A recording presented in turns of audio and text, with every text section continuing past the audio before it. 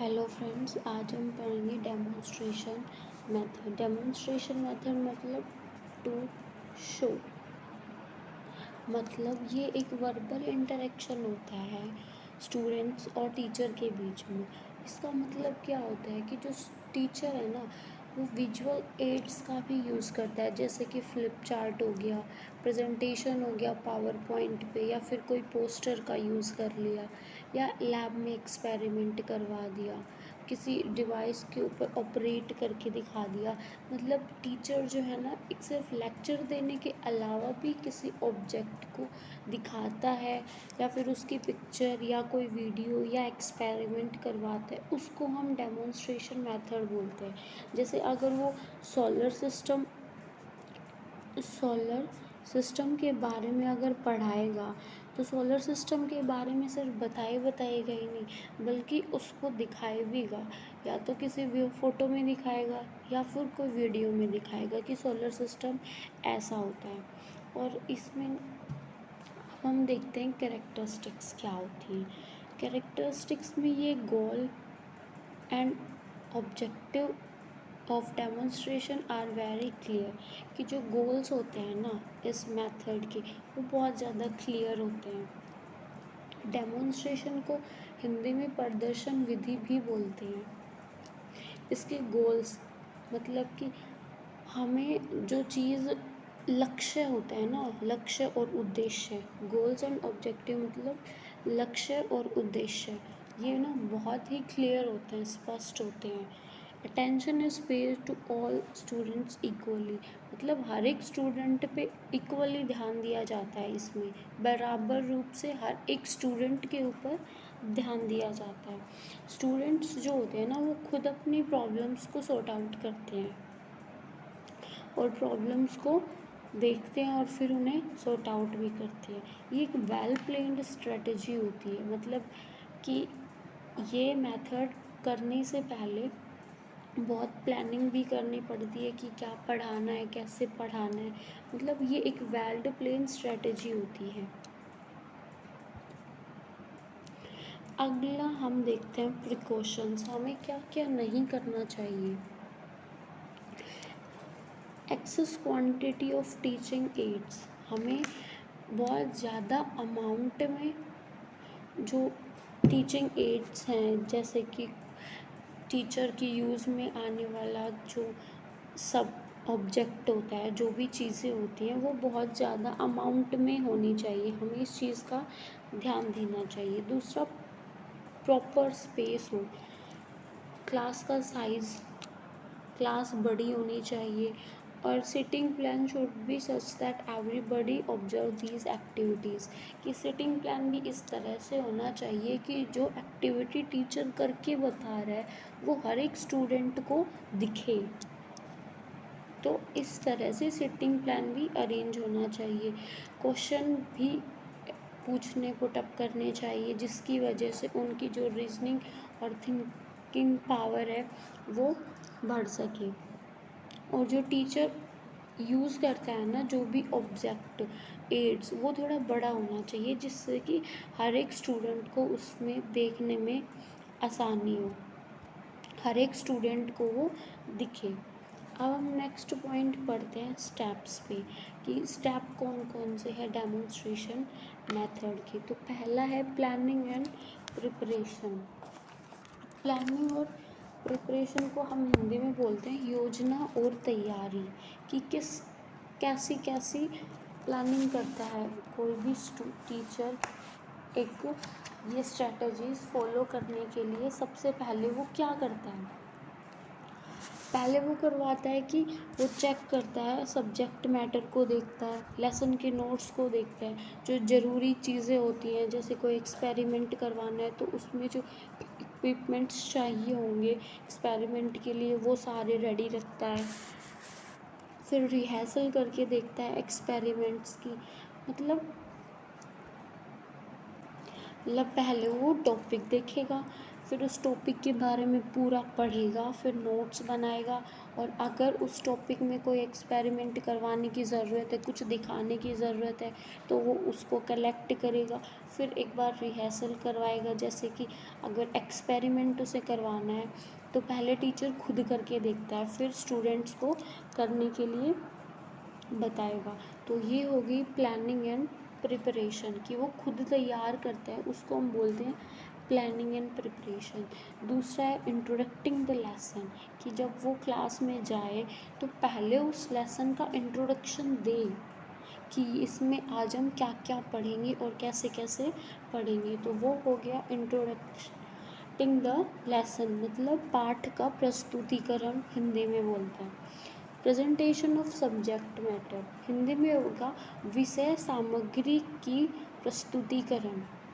इसमें क्या आएगा, जैसे कि उसने जो जो इक्विपमेंट्स तैयार किए थे एक्सपेरिमेंट दिखाने के लिए, या फिर कोई चार्ट, या फिर कोई फ़ोटो, कोई वीडियो, यहाँ पे वो उसको दिखाएगा। ठीक है। परफॉर्मेंस ऑफ एक्सपेरिमेंट, प्रयोगीकरण बोलते हैं इसको हम हिंदी में, कि अगर कोई एक्सपेरिमेंट हमें करवाना है तो वो एक्सपेरिमेंट वो यहाँ करके दिखाएगा। चॉक बोर्ड यूज़, ये बहुत ही इम्पॉर्टेंट होता है चॉक बोर्ड यूज़ वाला पॉइंट। चॉक बोर्ड वर्क में क्या क्या आता है,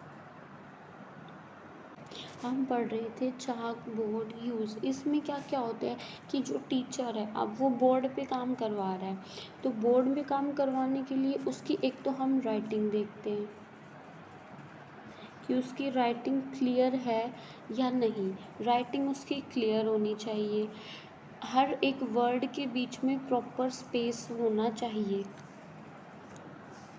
क्या क्या पढ़ेंगे हम इसमें। अब चॉक बोर्ड वाले में क्या होना चाहिए कि क्लियर, तो उसकी टीचर की राइटिंग होनी चाहिए कि टीचर जो भी लिख रहा है वो बच्चों को क्लियरली दिखे, तो वो हो गया क्लियर राइटिंग। अब जो लिख रहा है उसके बीच में स्पेस भी प्रॉपर हो, ऐसे नहीं कि वो बहुत ही कंटेंस्ड करके लिख रहा है, बहुत बीचे बीचे लिख रहा है, या फिर बहुत दूर दूर लिख रहा है, ऐसा भी नहीं होना चाहिए।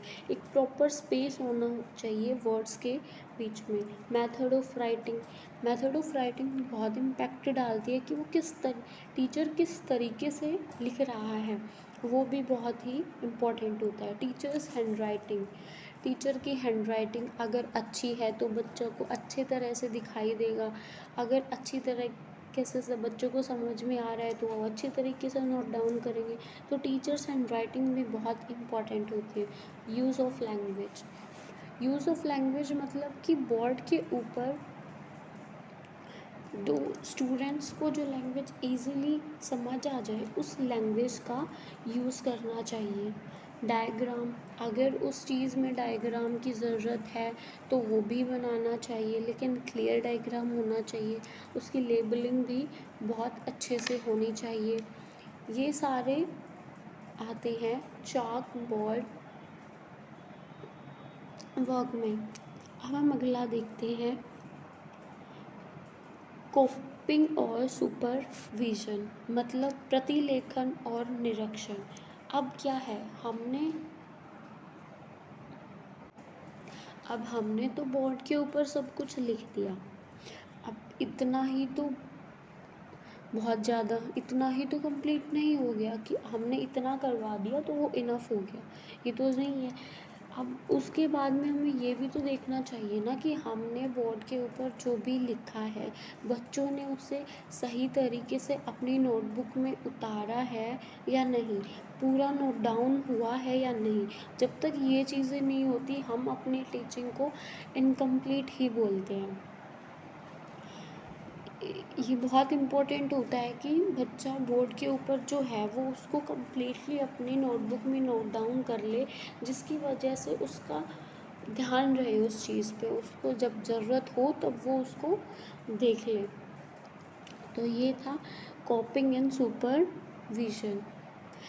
टीचर को ना एक थोड़ी थोड़ी देर में हर बच्चे के पास जाके देखना चाहिए कि बच्चा जो लिखा है वो ढंग से लिख रहा है या नहीं। हर एक बच्चे के पास जाकर देखना चाहिए कि वो ढंग से लिख रहे हैं या नहीं।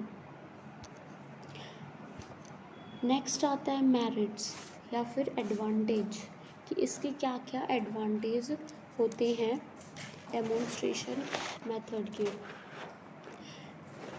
तो एडवांटेज क्या होता है, साइकोलॉजिकल मेथड, मनोवैज्ञानिक विधि। अब ये कैसे मेरिट हो गई कि इसमें ना बच्चों को कुछ भी चीज़ के लिए ना कल्पना करने की ज़रूरत नहीं है, सोचने की ज़रूरत नहीं है। उन्हें जो चीज़ दिखाई जाती है उन्हें बस वही करनी होती है, अपना खुद से कुछ सोच के करना नहीं पड़ता। तो ये एक मेरिट हो गया कि बच्चों को टीचर जो बताएगा उनको वो वैसे के वैसे करने हैं। यूज़फुल एंड डेंजरस और रिस्की एक्सपेरिमेंट्स, जैसे कि हमें क्लोरीन से कुछ करना है या फिर हाइड्रोजन का यूज़ करना है, तो टीचर जो है ना पहले ही बता देता है कि ये सारे हमारे लिए हार्मफुल भी हो सकता है। तो बच्चा एक बहुत ही अच्छे से उसको यूज़ में लेगा, ध्यान से उसको यूज़ में लेगा। तो डेंजरस एक्सपेरिमेंट्स में भी ये हमारी यूज़ कर देता है, टीचर उसको बता देगा, पहले ही दिखा देगा क्या होता है इससे, तो वो बहुत ही इसमें उसको हेल्पफुल हो जाएगा। टाइम सेविंग, टाइम भी सेव कर लेता है ये, जल्दी से हो जाता है। टीचर जैसे स्टूडेंट्स को बताएगा वैसा वैसे स्टूडेंट्स को कर लेंगे, तो ये टाइम सेविंग भी है। कॉस्टली अपैरेटस, कॉस्टली अपैरेटस मतलब कि यदि बच्चों को कोई भी अपैरेटस है वो बहुत ही ज़्यादा सेंसिटिव है, तो उसके जल्दी से टूटने की संभावना है, तो स्टूडेंट को टीचर बता देगा, तो वो उसको थोड़ी ध्यान से कोमलता से लेके उसका यूज़ करेंगे। यूज़फुल फॉर एवरीवन, हर किसी के लिए यूज़फुल होता है। कोई भी जैसा टीचर बताएगा वैसा वैसा स्टूडेंट कर लेगा, तो हर एक टाइप के बच्चे के लिए ये यूज़फुल है। जैसे कोई बहुत ज़्यादा इंटेलिजेंट है या फिर बहुत ही ज़्यादा डल है, तो दोनों के लिए ये यूज़ में रहता है। अब हम देखते हैं इसके डीमेरिट्स। डीमेरिट्स क्या क्या है। नॉट बेस्ड ऑन एक्सपीरियंस, ये एक्सपीरियंस के ऊपर बेस्ड नहीं होता। प्रत्यक्ष अनुभवों के विपरीत होता है, इनमें बच्चे का कोई अनुभव नहीं होता, जैसा टीचर बताएगा उसको वैसा ही करना होता है, खुद का उसका कोई एक्सपीरियंस नहीं होता। नॉट चाइल्ड सेंटर्ड, बच्चा इसमें अपनी भूमिका नहीं देता, जैसा टीचर बताएगा बच्चे को वैसा ही करना होता है, तो ये टीचर सेंटर्ड है, ना कि child centred. Not based on learning by doing, इसका मतलब है कि जैसे उसने कुछ लर्न किया और फिर उस लर्न करने से उसने कुछ किया, इसमें ऐसा कुछ नहीं होता।